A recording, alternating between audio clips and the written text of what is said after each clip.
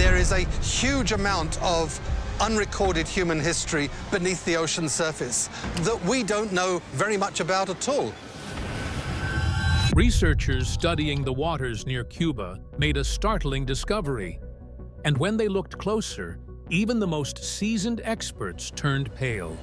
Parts of this are just beginning to be revealed for the first time. Wow. It was an entire city hiding deep on the seabed. The outline shown by the sonar revealed giant structures with geometric buildings, streets, and plazas. Put something like that underwater, have the water wash over the top of it and clear away all the debris, and you've got very, very fine step-like structures. According to archaeologists, this finding challenges everything we know about history. And strangest of all, this whole discovery was an accident. The first sighting. In 2001, Pauline Zalitsky, a marine engineer, and her husband, Paul Weinsweig, were conducting a survey mission. It was a collaborative effort between the couple's Canadian company, called Advanced Digital Communications, the Cuban government, headed by Fidel Castro, and 3 other firms. The aim was simple enough: explore the waters of Cuba. They were using advanced sonar equipment to find any anomalies on the seabed. The hope was to uncover one of the many treasure-laden ships dating back to the Spanish colonial era that had sunk in the sea near the island. Finding such a treasure would bolster the economy of Cuba, which was already failing due to the embargo on the country imposed by the US during the Cold War rivalry. But instead of gold, they would end up finding something completely different, a treasure of a different kind than no one on board was expecting. While scanning a segment of the ocean floor near the tip of the Guanahatabibes Peninsula in the Pinar del Rio province, they saw something strange. There were geometrical shapes with repeating patterns appearing on the screen. At first, they thought it was just a bad feed, so they went over the area again and again. The advanced sonar was aimed more precisely at the anomalous spot, scanning it in great detail. But no matter how many passes they made, the feed remained the same. A bunch of repeating geometrical shapes that seemed to have been placed in a clear grid. Something so methodically shaped did not seem normal. It stood out like a sore thumb among the uneven and chaotic seabed. That's when the researchers looked closer, and instantly, they turned pale. They had finally realized the gravity of the discovery. The sonar feed was showing what appeared to be the remnants of a metropolitan complex. This was certainly beyond the scope of the mission. Pauline and her husband knew they had likely uncovered something historic, something ancient. But, unfortunately, the ship wasn't equipped to conduct a more thorough analysis. Plus, they didn't have the kind of equipment they would need to go underwater and see this anomaly for themselves.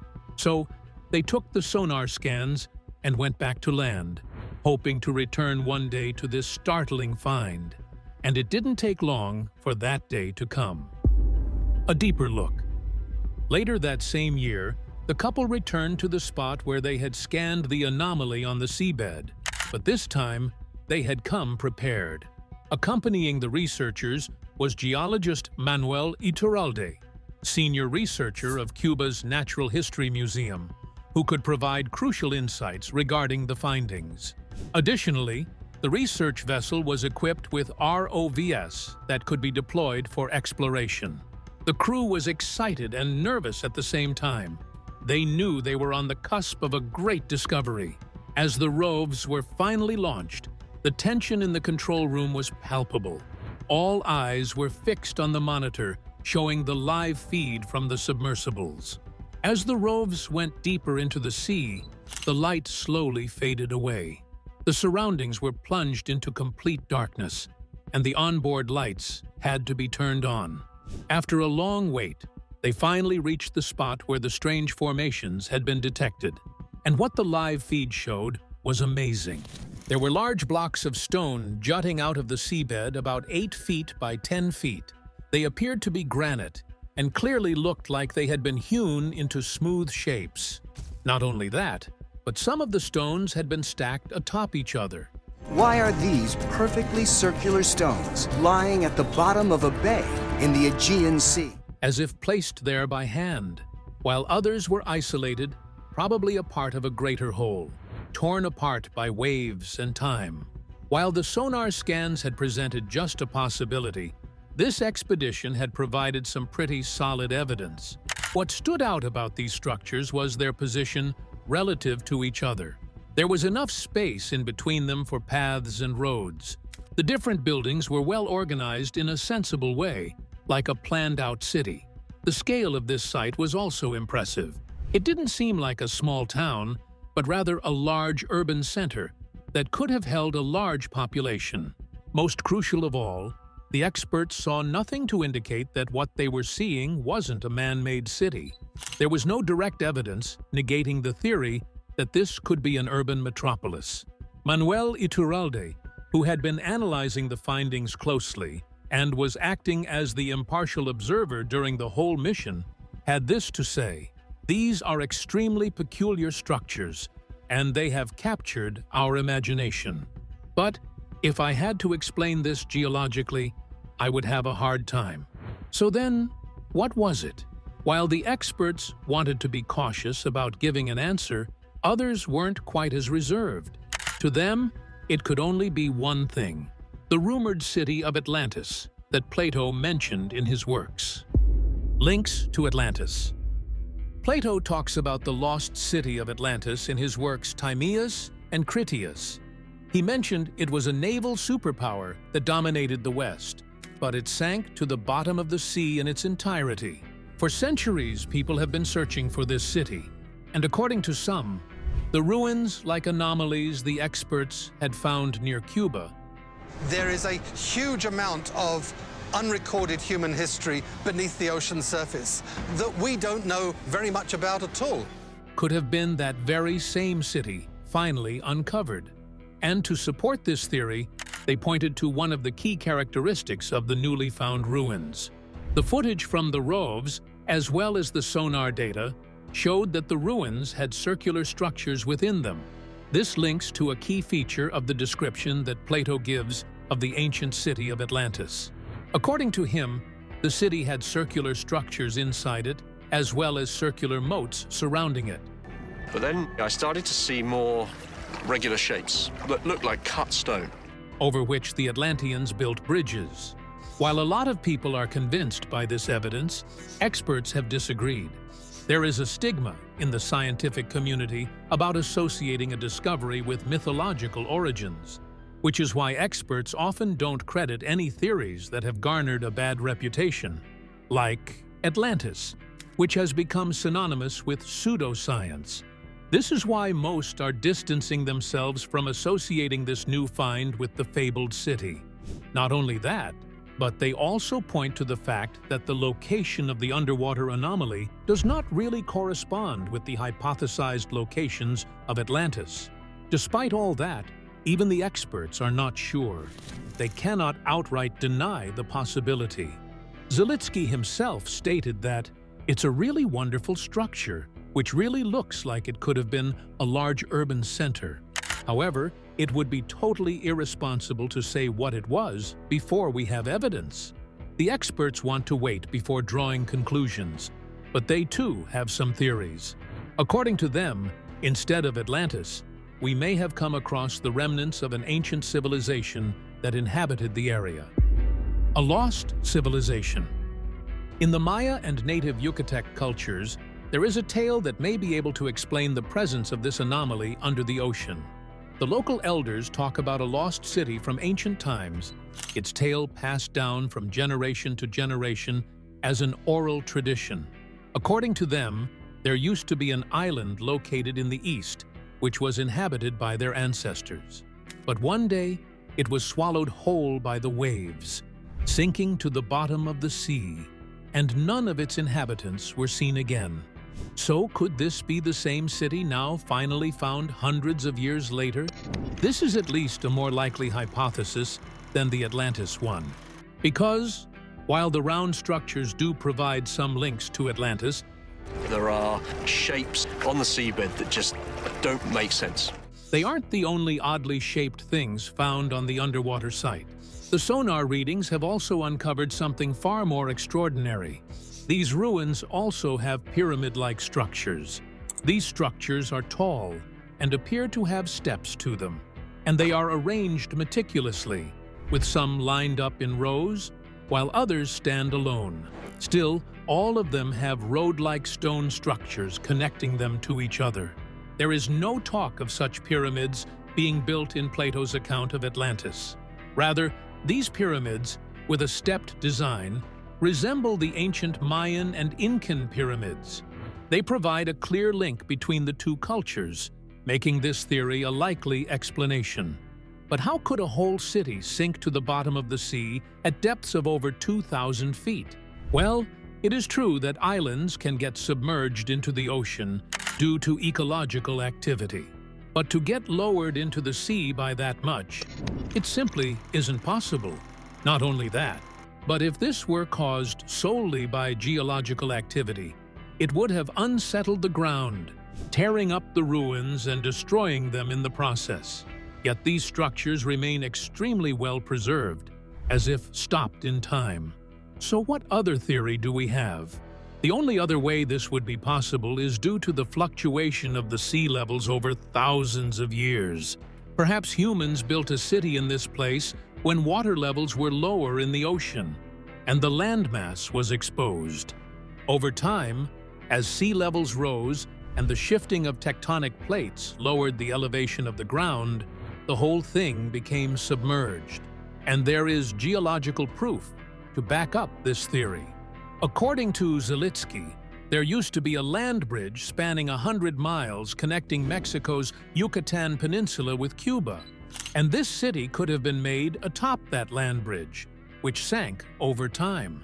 It would probably have been an important crossing point between the island and the mainland, a bustling city with pyramids, roads, and other buildings that housed who knows how many people. People want to believe in places like Atlantis. They want to believe in other worlds. And to think such a place could disappear, it sends a chill down the spines of even the most veteran archaeologists. Then again, there are those who disagree with the city hypothesis entirely. The scientific argument. Not all scientists are certain that what Zalitsky found is a long-lost city. This is for the scientists to find. What I see is signs of civilization. Rather, they think it is no more than a natural formation that has been hyped up out of proportion.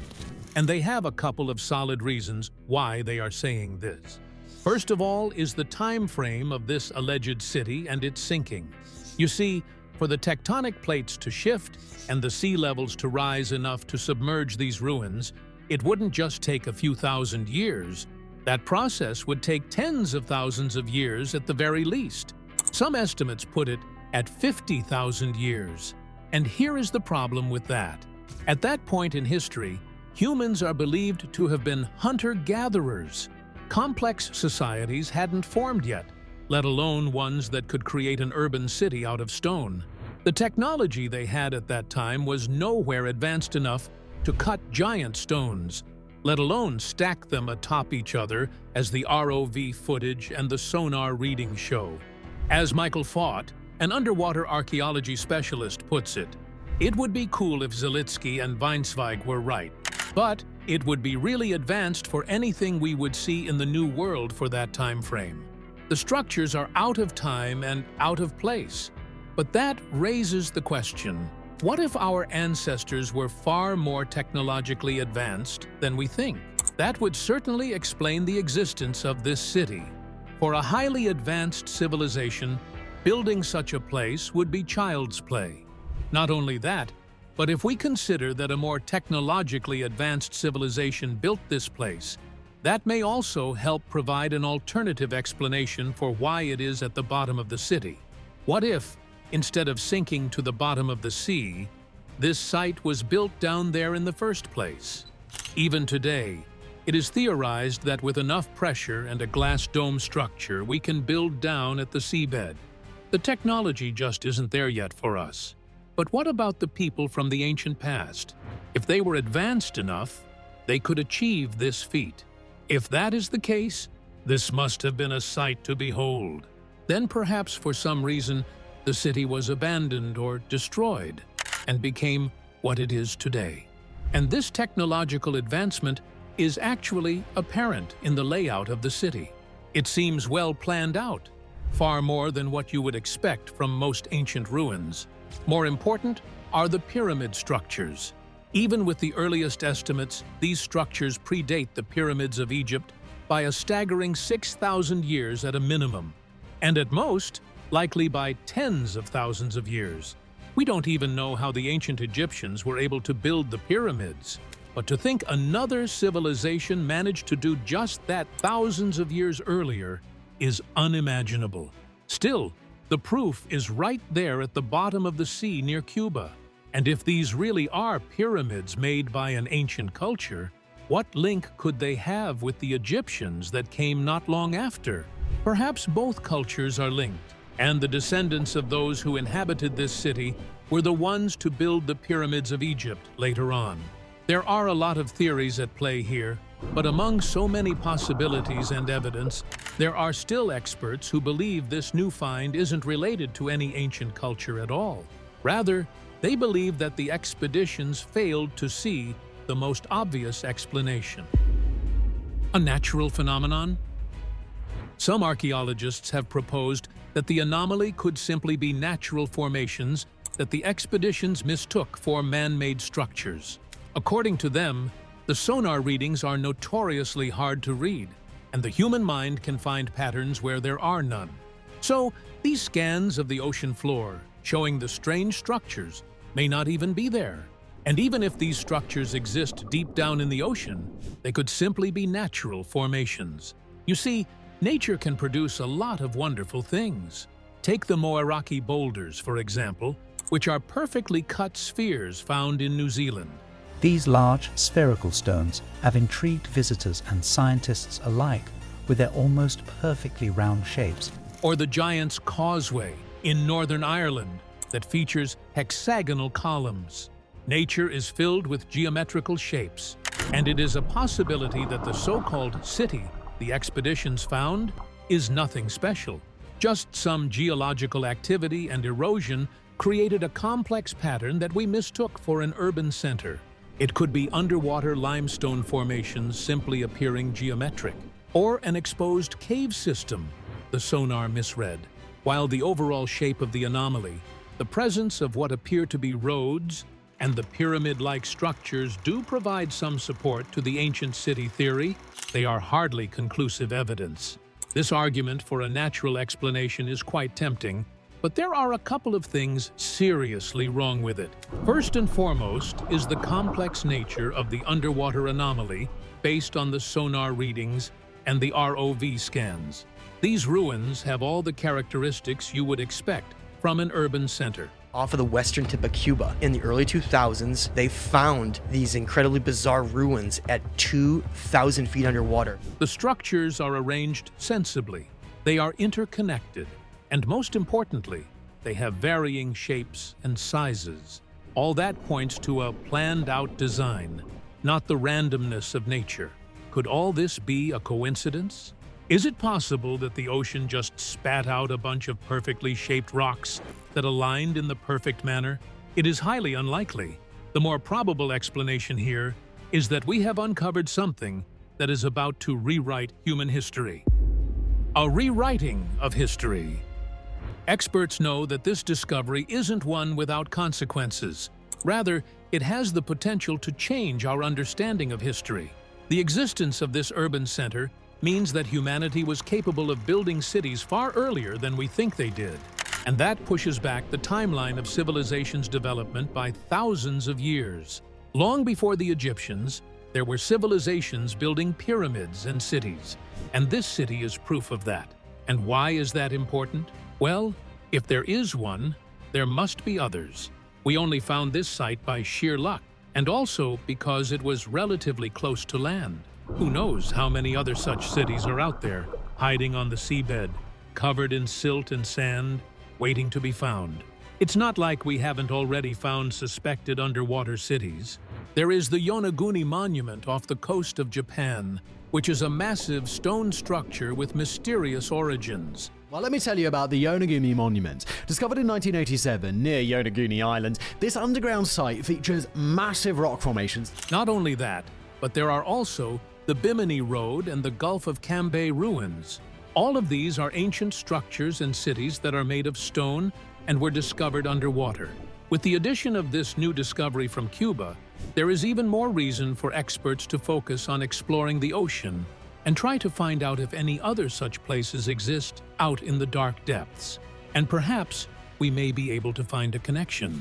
Maybe the same civilization built all of them, or were they made by different cultures that just happened to meet the same fate? All those answers can only be found if experts take the exploration of these underwater cities seriously, which, unfortunately, they are not. Why no return? Despite the discovery being important enough that it can change history, experts haven't gone back to explore the underwater city since the first two expeditions. The site has been left alone with no new sonar readings or scans using the latest tech. They haven't even sent down any submersibles to take a closer look and tell once and for all whether these structures are artificially made or natural. And that is a huge red flag. This site is an important discovery that is being completely ignored. Why? Well, some experts say it is too difficult to access. The structures lie extremely deep under the water, where the crushing pressure makes direct dives impossible. The only alternatives are manned submersibles, or ROVs, but those would require a lot of money to acquire, transport, and then use. Without proper backing, the experts don't have that kind of money to spare.